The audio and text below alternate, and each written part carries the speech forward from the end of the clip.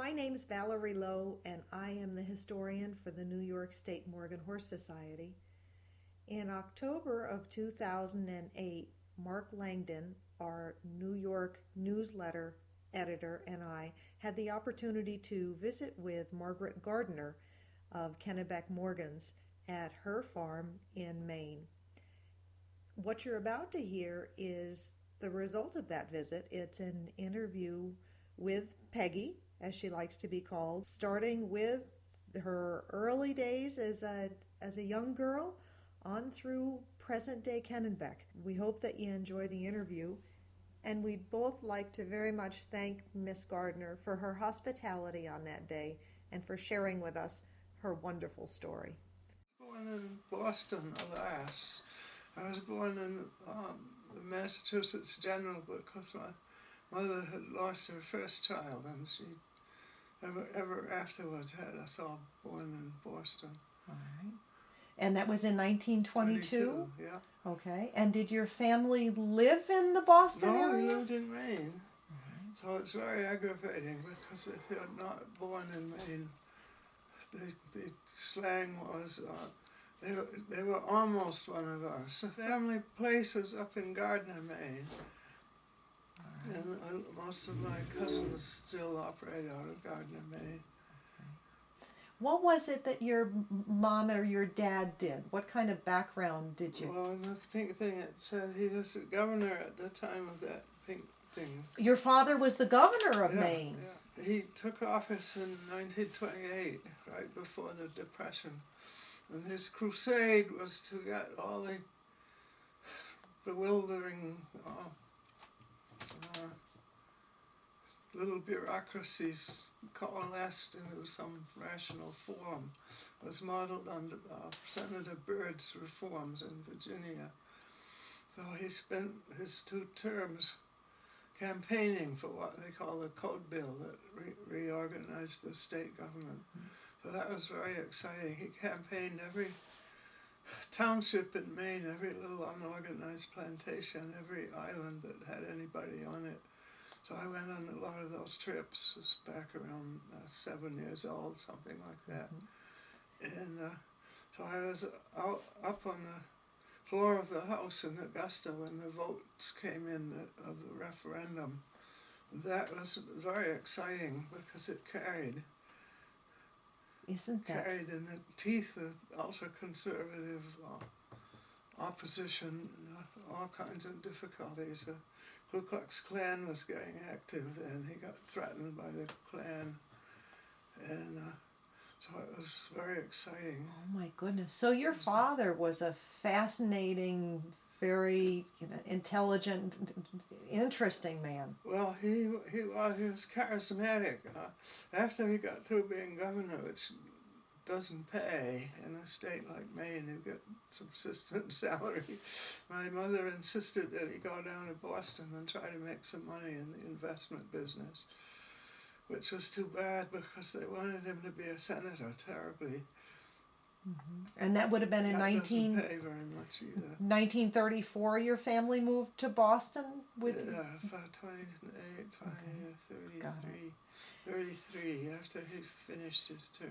Now, were you an only child, Peggy, or do you have brothers and sisters? 3 brothers. And when you lived here, growing up as a child in Maine, did you live in the governor's mansion, or did you live on a farm, or? Well, we spent the summers at the family farm down the road there, and then before he got to be governor, we spent spring and fall at the family place in Gardiner, which was a dairy farm called Oakland's.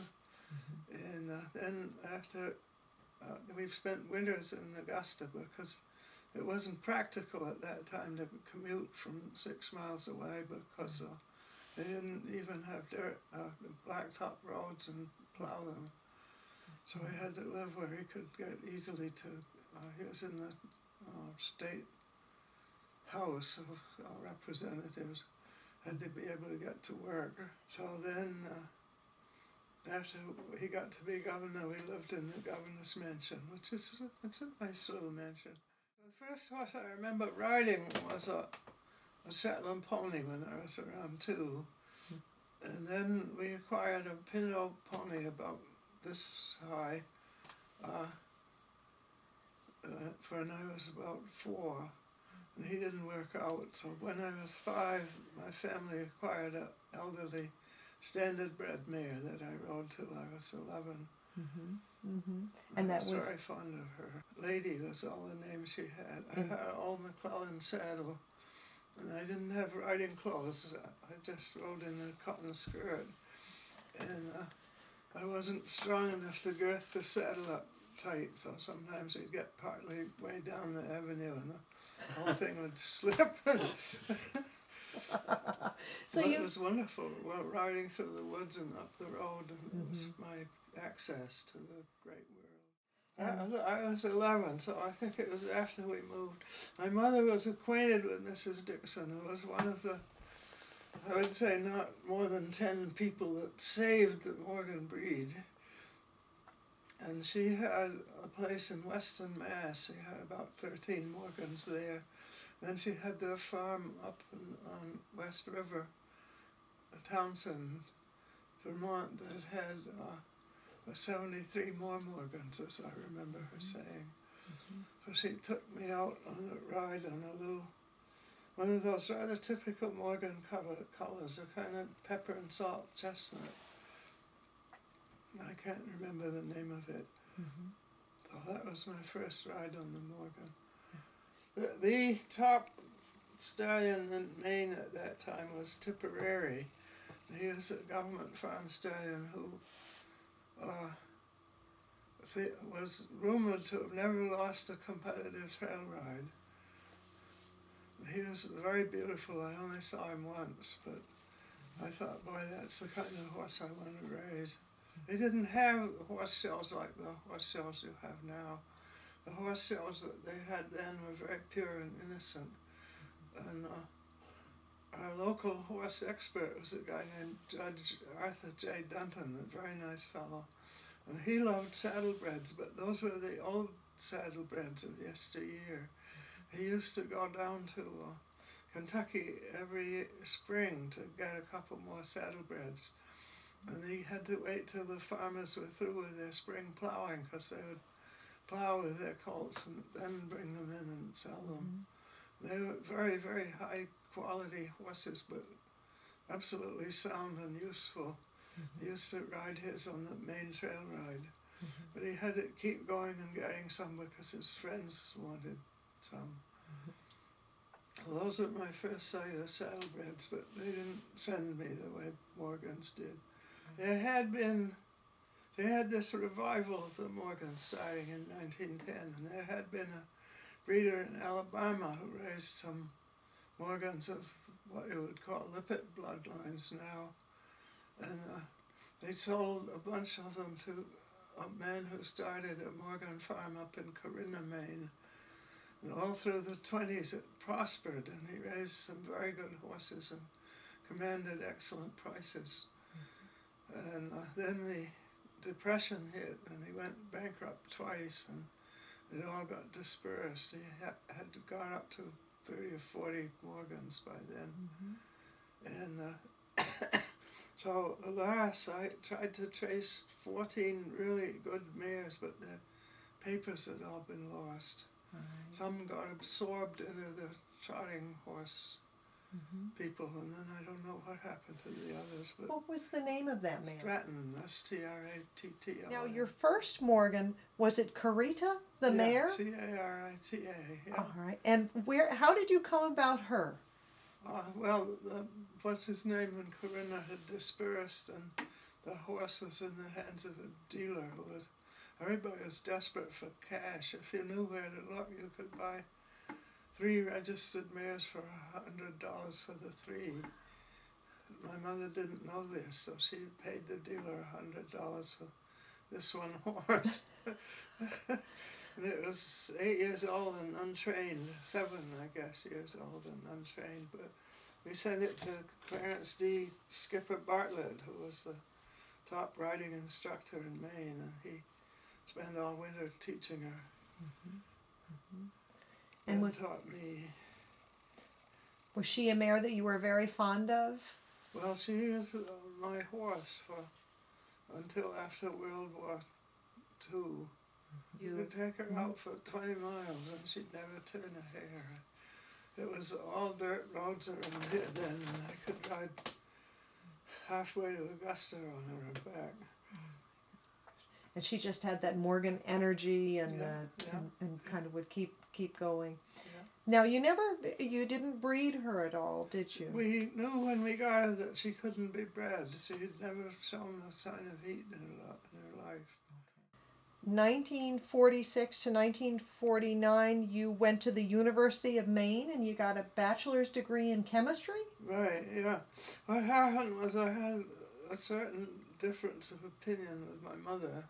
That happens.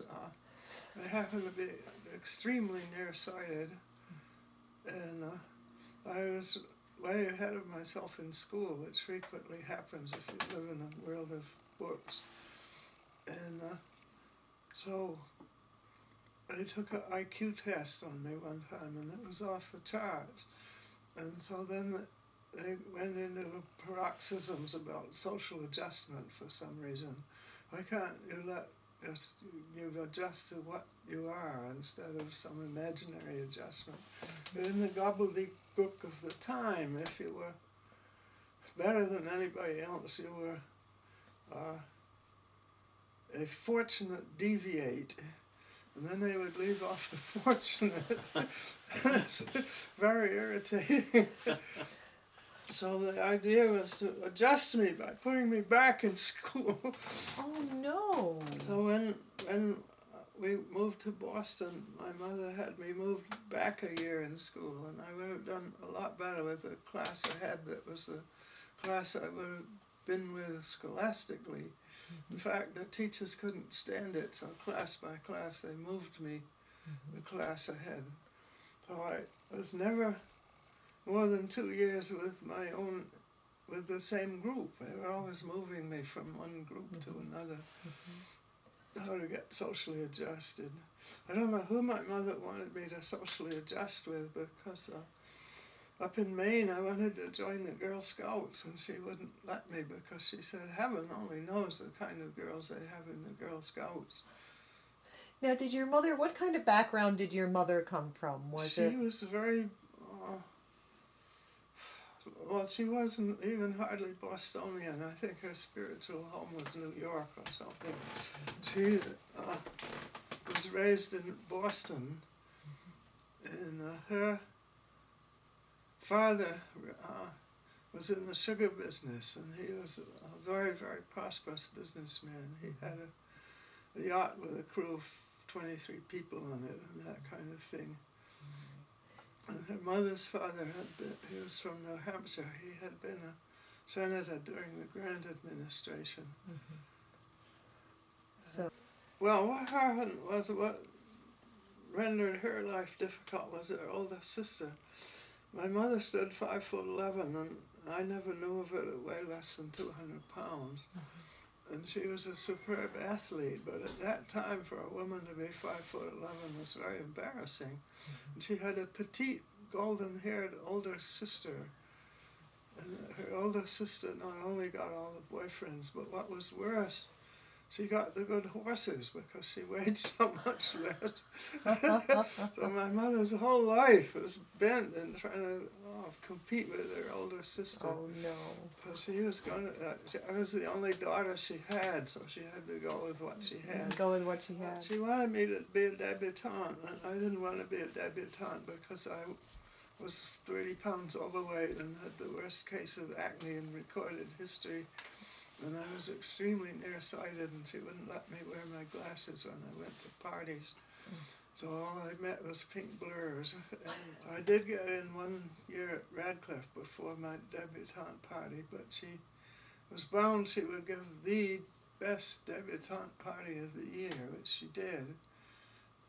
And I did it. I survived it. And then she wouldn't let me go back to college because she said she'd spend all the money, which wasn't true. So I did the post-debutante year. And then came the war. I mean, it became apparent we were It was already apparent we were going to get in it, so it was very poignant to dance with all these youths who were going to be going off in the army. And so the third winter there, I got a job at Raytheon in the maintenance department, keeping all the machinery going. My mother had cat fits, but by the time I confronted it with the facts, then she took great pride in it. Yeah. So I spent that winter working at Raytheon, and then in the spring, she said she wouldn't let me stay in Boston alone. She was moving back to Maine, and I had to come. So I went out the door and down the street and signed up in the Women's Army Corps. It was the damn thing she could do. So then she took great pride in that and pretended she thought of it. I served 2.5 years in the Women's Army Corps till after the war was over. Now, what did you do? What kind of activities were you responsible for in the Army Corps? Well, it was in the chemical warfare service. So, since I had all kinds of civil service exams in languages, naturally they sent me to a place where chemistry was what was required. It was out in the desert in Utah. I loved it. I had a wonderful time out there. If you look through that door at that picture on the wall of the mountains and things, that's what it looked like.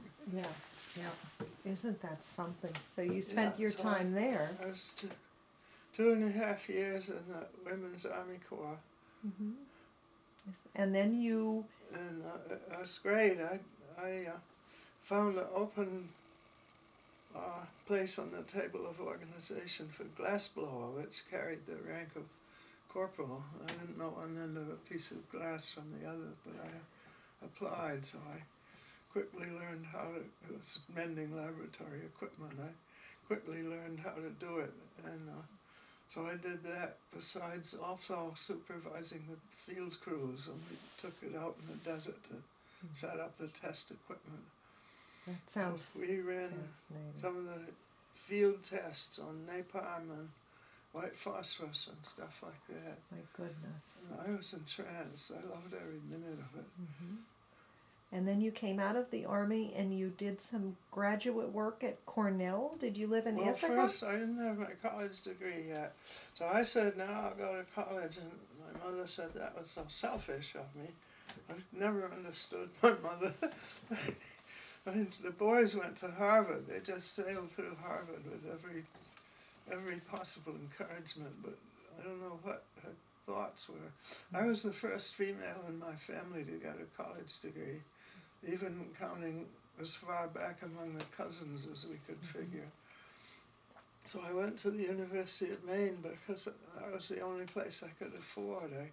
I had the GI Bill, $80 a month to live on, and my tuition paid. So I got my a bachelor's degree there in chemistry, and then I had some GI Bill left over, so I went to Cornell and had all the work done for my graduate degree. It was been a master's degree in biochem, and then I got very bad pneumonia, so I never got my thesis written. But by then I didn't care because I wanted to get back to horses and start raising horses. Here are some of the highlights for the 1940s and the 1950s at Kennebec Farm. 1948, Bayfield, the first Morgan Stallion. 1949 saw the coming of Belle of May, Helen May, and Choice Mistress. Margaret graduated from the University of Maine and started at Cornell University. 1950, Kennebec Star and Kennebec Beau are foaled. 1951, Royalton Joan Darling was purchased from Dana Kelly, and Margaret Gardiner left Cornell to come back to Maine. In 1952, Kennebec Corey was foaled. 1954 saw Kennebec Ethan. 1957, Kennebec Beau was swapped for Sunday News. You got pneumonia, and then you thought it's time to get back to the horses. It's time to come back to Maine, and you came back to Phipps Road. Phipps Point Road, yeah. Phipps Point Road. So I lived in the house down at the end of the road till I got this house built. I have about 250. I did have about 500 and something. And then we're getting so darn gentrified around here. They went sky high on the taxes. So I sold about half my land to my niece. Okay, got it. And was your at that point? It looks like, according to the written pieces, you added a stallion. That you added Bayfield. Was that kind Yeah, of? I bought him. Well, he's in the book there. I bought him in. See, the first foals were born in 1950. I got him in 1948 as a 3-year-old. Okay. And you got him from someone in Massachusetts. Yeah. And was your thought that he would kind of be your herd sire, or? Yes, he looked a lot like Tipperary. He was by Lippet Schofield, who was one of the 6 sons of Mansfield that Robert L. Knight bred, to the horror of the Lippet people. They were very good horses, incidentally. So Mansfield offspring, you felt were good representatives of the breed? The only trouble with Mansfield was he was so popular that he went out. I bought randomly what was available then, and of the first 5 horses that I got, 4 were own grandchildren of Mansfield, and the other one traced to Mansfield and also repeatedly to Corrido and Bennington and so forth. So that it made for a lot of inbreeding unless you really looked around. Okay, got it. So here you have Bayfield, and then it looks like you acquired 4 mares to add to your program, and one was a yearling, Helen May. Yeah, I went out to California at my eldest brother's first wedding.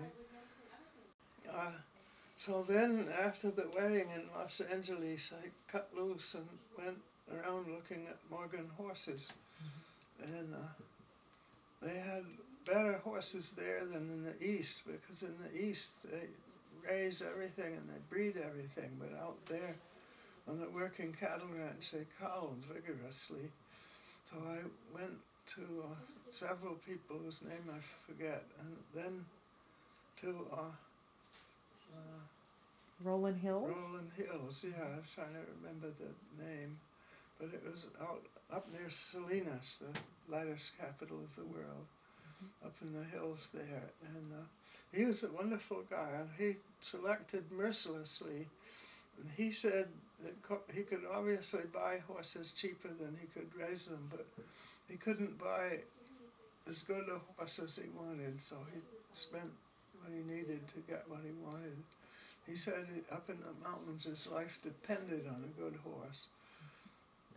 So he would cull vigorously. He kept the 2 best fillies of every year's crop and sold the other ones. Then he kept most of the colts for working geldings. Was Sonfield his famous stallion? He started with, I forget, he started with several different ones, and then he had Corrido, which was Sonfield's uncle, in effect. And then after his whole band of mares were all offsprings of Corrido, he bought Sonfield to breed to them. And Helen May was a Sonfield daughter, correct? Yeah. And what attracted you, what about Helen May stood out when you were? She had lovely feet. She had nice, big, dark blue, nice textured, symmetrical feet. No foot, no horse. And it was interesting because at that time the tiny little quarter horse feet were fashionable. And Mr. Hill said they put a lot of pressure on him to breed for smaller feet, but he wouldn't. He wanted an extremely healthy foot. So she had the feet, and then she had nice straight legs, and she had an adorable face. Because Sonfield's dam was the dam of Up by Bend On, and that's where Up by Bend On got his cute. So you would say that he was someone, then Rolling Hills, that was kind of instrumental early on in how you were thinking about breeding? I liked his whole attitude. You know, if you're raising livestock it's cruel and ridiculous to breed away from viability. You got to continuously think about viability. And we got the people are breeding for show, and as we'd gone through this with dogs for show, they kept breeding for narrower and narrower heads, so they got no brains at all. You can't do that. You got to take all these viability things into consideration. Temperament and intelligence and character. There's something people underestimate with animals. In the end, it all comes down to character. Flame. She was one of the first four. Yeah. Then there was another one called Choice Mistress. Okay. You got Choice Mistress on there? No, I don't. I have a Flame, and then I have Sunday News. Oh, yeah. Well, so I got Choice Mistress the same time I got Helen May, who we called Brownie. We called Choice Mistress Mousie. I bought her from a doctor who had bought her parentage, her sire and dam from Rowland Hill. She was out upon debt by the son of Corridos or something. So Choice Mistress was also a Western working Morgan, or? She was Western. She wasn't very working. She would do a nice single foot, and I always mistrusted horses that single footed. So you assemble these mares, and you have Bayfield, and here it is, probably the mid-50s, correct? My first foals were born in 1950. All right. I had my very first foal was a half Morgan out of an unregistered daughter of Tipperary that I had, and I could never get the papers on her. And then my second one was the gelding I swapped for Sunday News. They were foaled in 1950. Okay.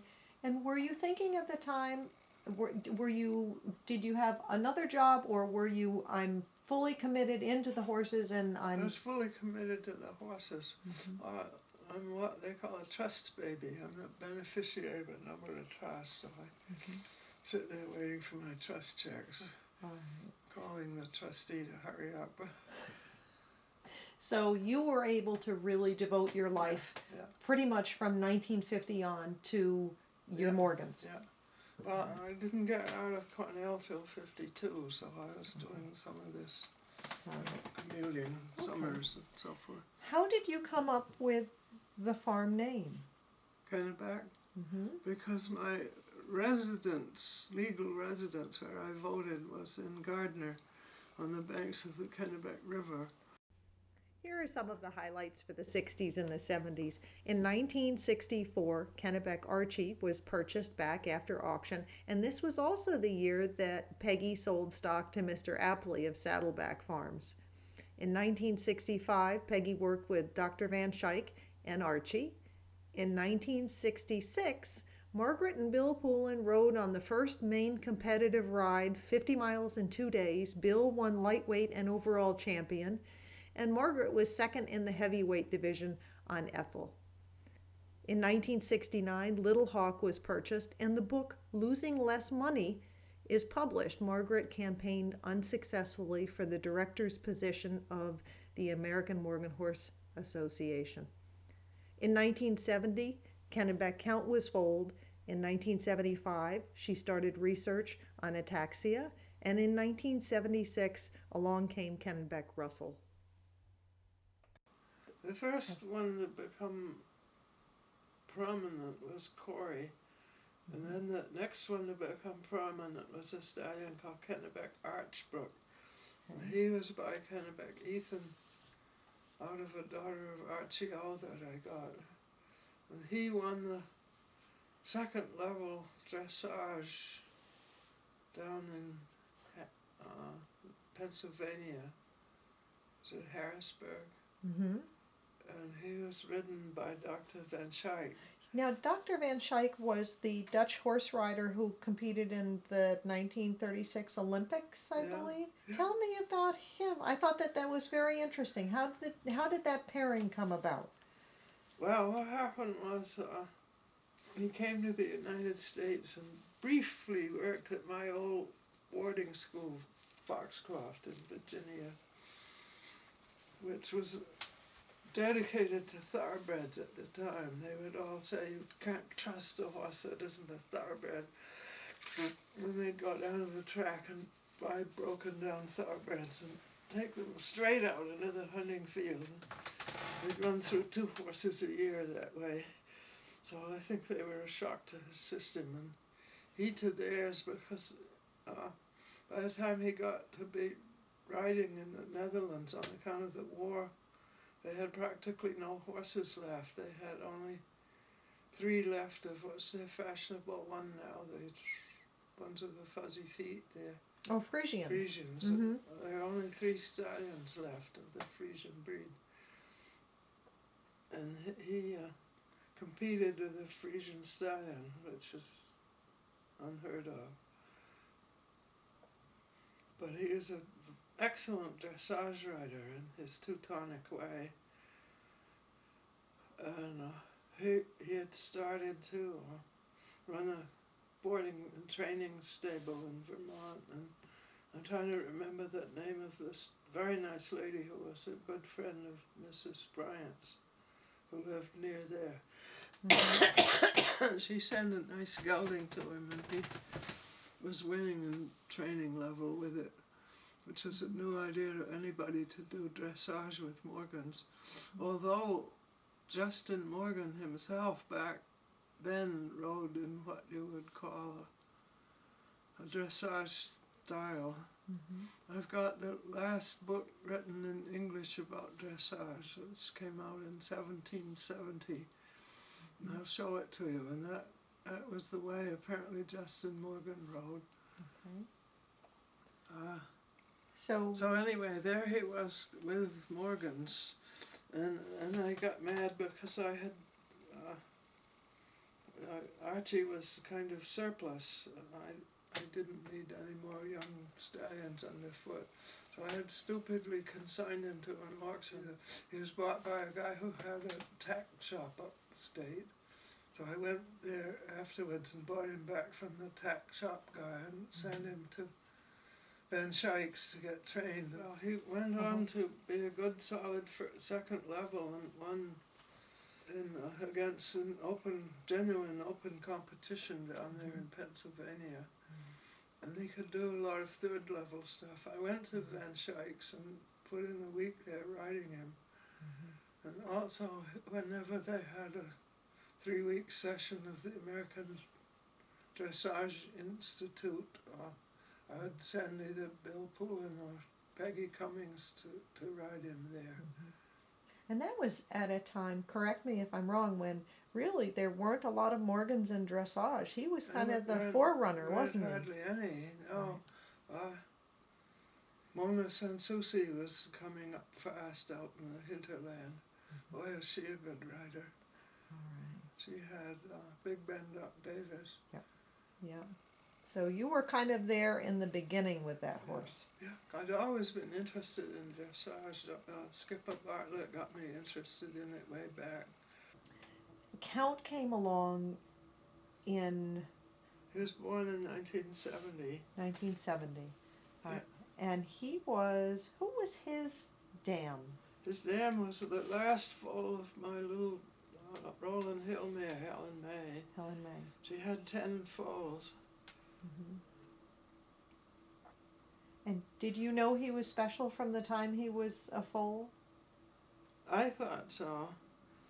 He was a big, strong foal, and you know how the big, strong ones look kind of funny compared to the tiny, delicate ones. So Eddie Galland, who owned Kennebec King at the time, I sold him King, asked me not to tell anybody that King was his sire, because he thought he militated against King's future as a stallion. Changed his mind later, but he grew into a very acceptable horse.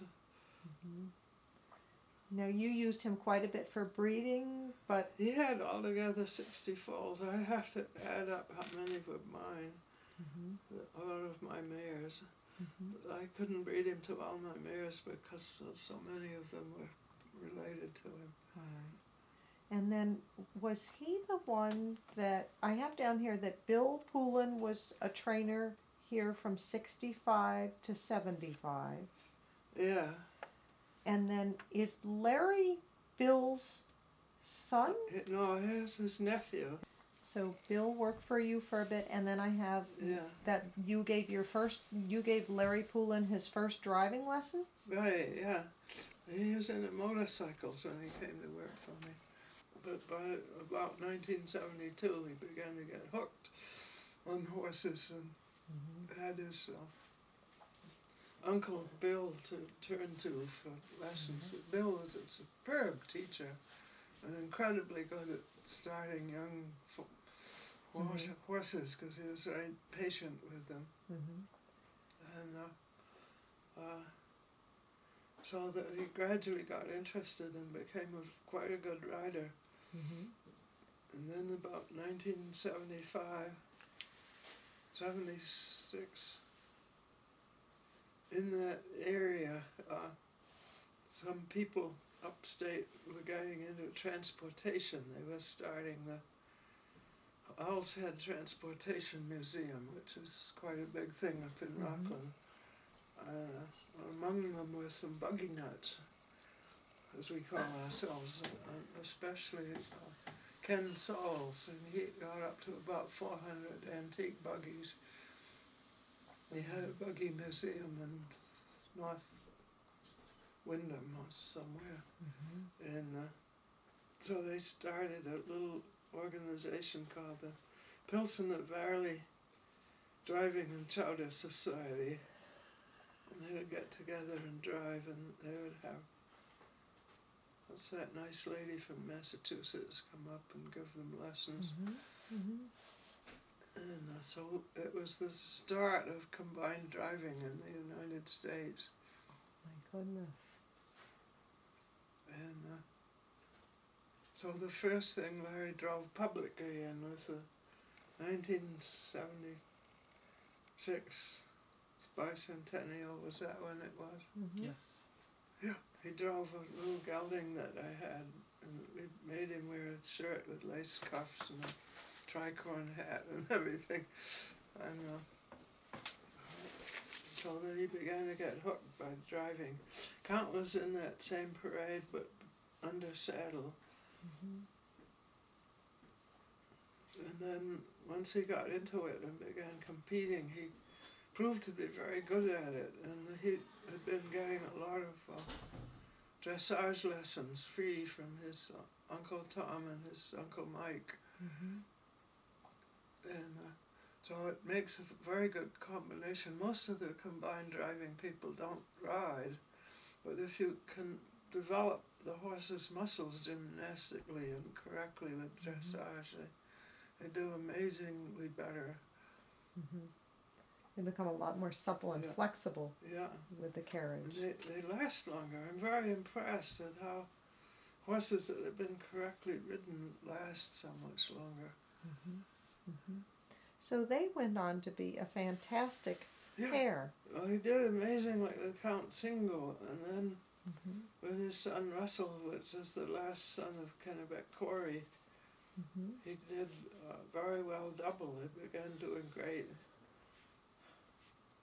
And the driven dressage was their thing. At one time, this foreign magazine that got printed in 3 languages ranked Larry as second in the world as a combined driving dressage driver. It's amazing. And that was with your That was with my Kennebec, pair. your pair, your Morgans. Yeah, because they were, they say that they won the East Coast CDEs in 1985. They were the first Morgans to win the United States Equestrian Team National Pairs Championship. And then they represented the U.S. at the World Combined Driving Competition. I think the first pair of Morgans to win the national championship was the pair that Lisa Lisa Singer? Not Lisa Singer. Lynn Spark had. Okay. Lynn Spark had a pair of sons of the Statesman. Gee, the Statesman was a good horse. Oh yeah, and the Statesman was Lippet Mandate's son. Yeah. Mm-hmm. Okay. The Lippet Mandate was the son of Mansfield out of Lippet, Cape Morrow. Right. Right.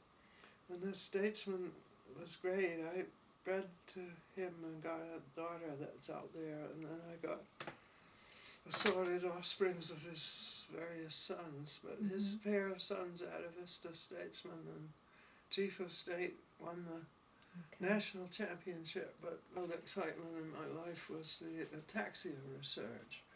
I had a friend called Ruth Harvey, and she wanted to buy my best mare, and I wouldn't sell it to her.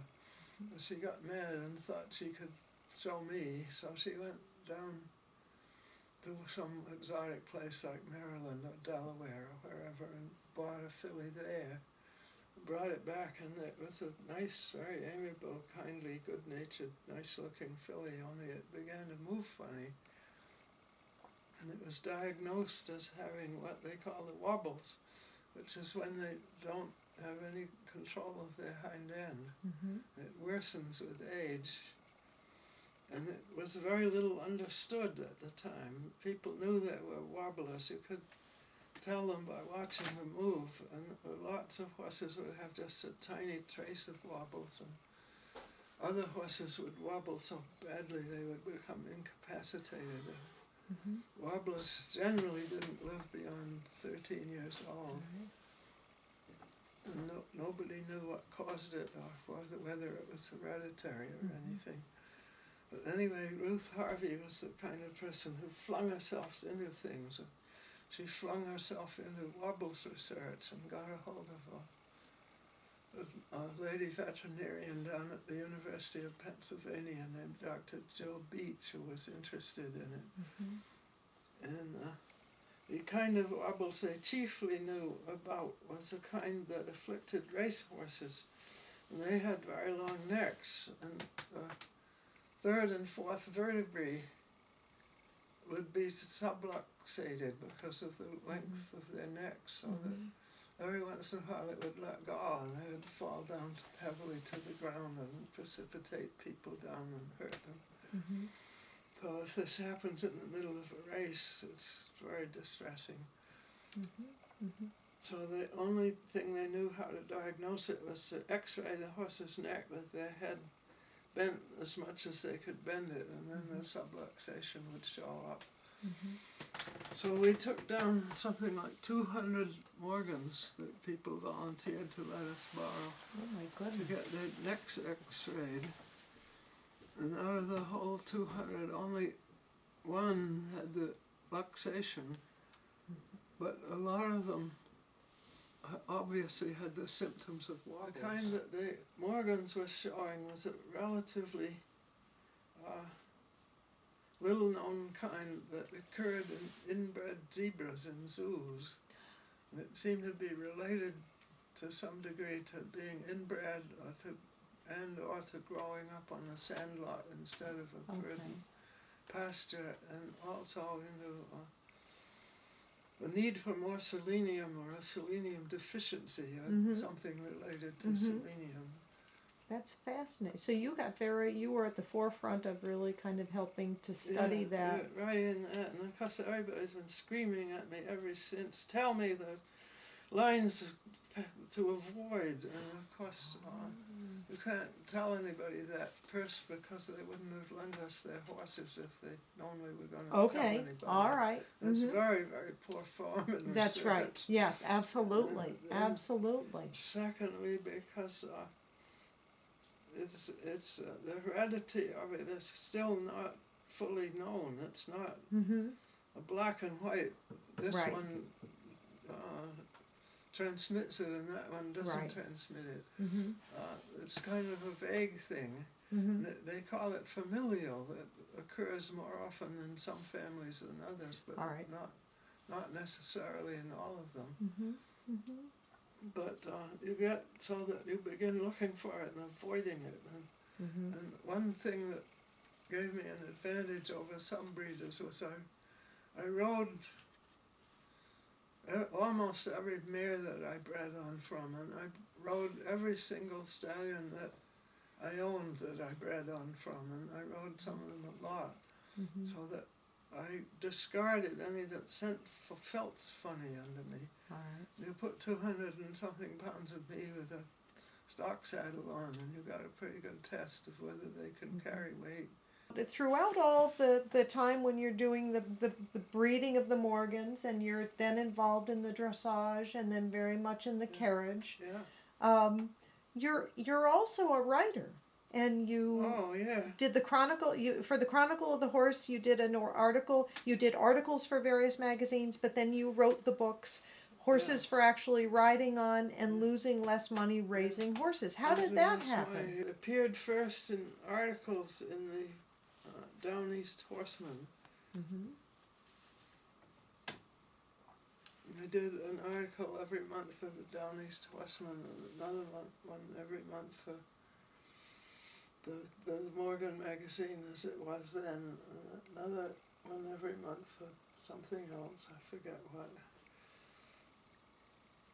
And then you just enjoyed the writing, and the books kind of came out of that? Then later I assembled them I assembled 20 segments into that book, and then I started to assemble the other book, and I got about half assembled, and then I printed a tiny edition to have. What's his name? Apley and I ran against each other for director. I had forgotten about. Do you want to talk about that? Sure. That we can talk about some of world. the drama. You've been through lots of changes with the club and lots of drama. Yeah. Share that with me. Oh, there's lots of that. Well, I ran for director, and he had the backing of all the dealer trainers. Here was this guy with a $200 million company, and lots of access to all the whole information world and everything. And what a thing it would be for them to have their director on the board. So we ran against each other, and it was at that time the club membership was about 13,000, which is down below 5,000 now, I think. And I won by 37 votes. Wow. And they reeled back aghast, and a month later, you can verify this, you can ask anybody who was there then. A month later, Al Drown, who was his guide in their dealings, showed up and said, "Why, look, here's a shoebox full of votes we forgot to count." And for some reason, our side was all kind of paralyzed and didn't do anything. I figured the job wasn't that big enough to fight about. A lot of the New Mexico people were ready to fight, but they didn't get organized. So Apley took over as president, and they gave him a lot of hogwash about having it like the Arabians, where they gazumped the price with these swell auctions, and everybody was making a lot of money. Well, you know what happened to the Arabians. So anyway, he was running it their way, and totally featuring the park horses and everything, and getting into all the park-type horses. And the Herricks did as well by him as anybody else he could have hired. There was a lot going on in the 80s and the 90s. In 1985, Larry won the National Pair Combined Driving Championship with Count and Russell, and also Brandy, and he went to England with the pair and was in a three-way tie for first in the dressage, placing 8th overall. In 1986, Peggy received an AHSA award for Count and Russell being on the USET. Count and Russell and Cum Springs Jess won the National Pair Combined Driving Championship that year as well. In 1987, Kennebec, Count, and Russell went to Germany with the U.S. equestrian team, placing 23rd, which was the best of all of the American entries. In 1988, Teleka Brandy Time was purchased to match with Russell, and in 1989, Leslie Coselli came to help with Margaret Gardiner's Four in Hand. In 1991, Count and Russell won the Challenge of the Champions at Gladstone with Larry, and in 1992, Margaret Gardiner was inducted into the American Morgan Horse Association Hall of Fame. It was also that year that Count and Russell helped Larry win the Challenge of the Champions once again at Gladstone. In 1997, Peggy purchased Triple S Dark Eagle as a 3-year-old from South Dakota, and in 1999, she published the book Horses for Actually Riding On. Dr. Leslie Leslie Kozelli, yeah. He's Hungarian. And he's a very nice guy. And he was trying to cross Morgans and Frisians. Now he put together a four-in-hand of your horses, didn't he? Yes, I had a four-in-hand going on the ground, but on the breeding farm it's hard because the horses move around a lot. So half of them got sold. So then, it being some years later, we got a four-in-hand of pretty well-matched offsprings of Count going nice single and double. I've had over the years 11 pairs going double. My dream was to have a broodmare band such that every single one of them went either single or both single and double, and also could go second level dressage. And I kept almost attaining it. But my theory was to make sure that broodmares could do something. Don't breed on from mares that couldn't do anything. But anyway, we got a hold of Kozelli to come, and he instructed us on what to do beforehand. And he came and spent 4 or 5 days here, and we got them going so that we knew what to do to keep them going. But it takes about 5 people. Then he had also got us to order the harness and get it fitted and everything. He had a harness maker in Hungary that made it for us. So that was substantially less than having it made here. Yeah. And did you feel that he had a special gift or an aptitude with the horses? He's a superb horseman, yeah. It comes naturally to Hungarians. And so we loved him dearly, and before leaving he taught us how to make goulash. Just basically big hunks of greasy boiled pork. Well, I got interviewed by this lady from he operates out of California. And I said the important thing in your breeding farm is to make your own mistakes, because there's nothing so boring as making somebody else's mistakes. Did you do a lot of studying of the pedigrees? I did indeed. Stay up nights working it all out, trying to see and even buy and own as many different bloodlines as possible. Are there any bloodlines that you favored, or? Yeah, my theory is all the pure bloodlines that have virtues, and we should keep them all going, but they all have flaws also that you have to work around. So you would kind of really study the bloodlines I was trying to cross them. And with the daughters of Count, I felt we got as far as we could with what we had here in the East. So for my next foal, I'd spent 20-something years trying to get a good stallion of the Winterset sire line, which is a good Western sire line. But I really worked on the Winterset bloodlines.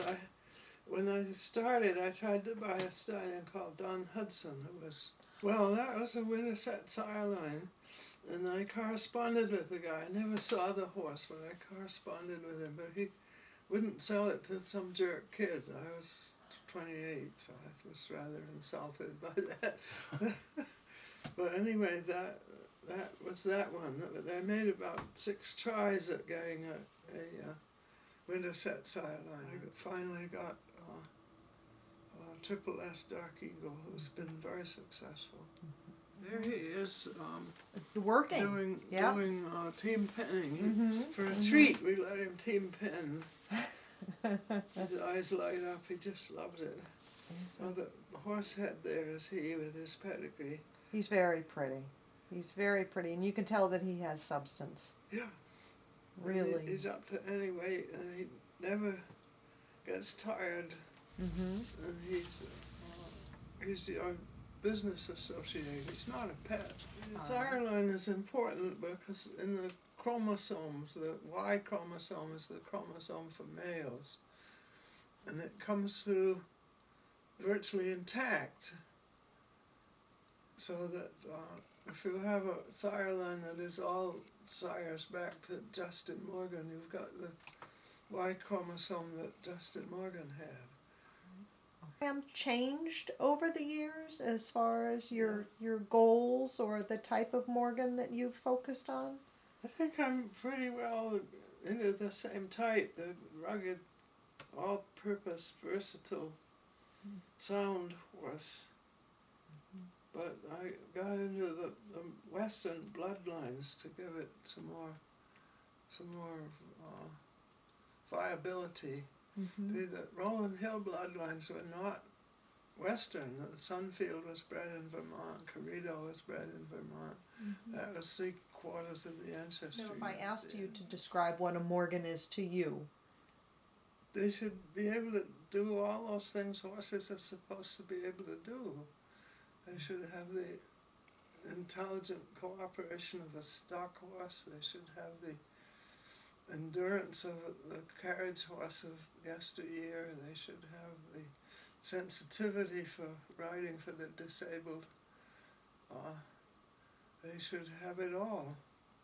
They should be as far as beautiful. promotion goes, and this might be outdated, it might be more than this. I have 7 years as director of the New England Morgan Horse I Association. think it was 6 years. Okay. I was in line to become, vice president or whatever, Mhm. but I missed a few meetings and didn't get promoted. Okay. And then I have 13 years secretary of the Maine Morgan. Yeah, that was too long, but for years nobody wanted the job. They finally ousted me, and then they said, my goodness, I had no idea it was this much work. Mm-hmm. And then I have, in the 80s, you were a charter member of the American Dressage Institute. Yeah, I was a director of that for several years. Mm-hmm. That was fun. Mm-hmm. And then in the 90s, you were a director of the U.S. Equestrian Team. That was even more fun. Are there any No. other people, when you look back through your time with Morgans, that you would say had were either mentors or you saw influenced your thoughts or your program, or you admired? I admired Mr. Dixon's daughter there, Mrs. Ela. Mm-hmm.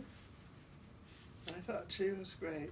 The Townsend farm lined its tack room, which was as big as this room. They lined 3 sides of the wall with the trophies they won on 100-mile rides. And for many years, they could proudly say that every mare in their broodmare band had successfully finished the Vermont 100-mile. And so they certainly proved their horses. Did you used to go on the 100-mile or the 50-mile? I never got to 100-mile. I did do a 50-mile.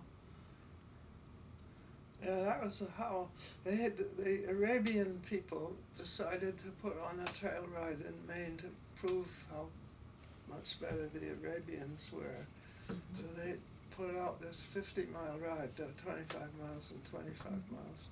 So Mm-hmm. Bill Poulin and I selected 2 horses to go on it. I was on a mare called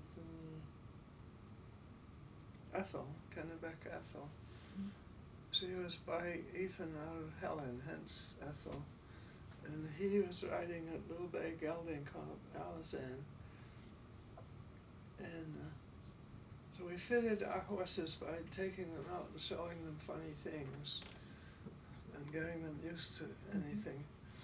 And some Arabian people fitted their more Arabs for it by going around and around the ring to a total of 35 miles a day, changing riders because the riders got so tired. We went on the ride, and he took first prize with Allison, and I took second with Ethel, because I would have won, only I didn't know, and I didn't have a saddle blanket on, and she got a couple of little heat bumps. I didn't know to rub them down. Oh, I was being judged, incidentally, by Mrs. Ealer, and she said she just couldn't pin me with saddle bumps, which I agreed was correct. isn't that The something? highest any Arabian place was honorable mention in the junior division. The secretary of the Arabian club said she was all through with the Arabs, they were all squirrels.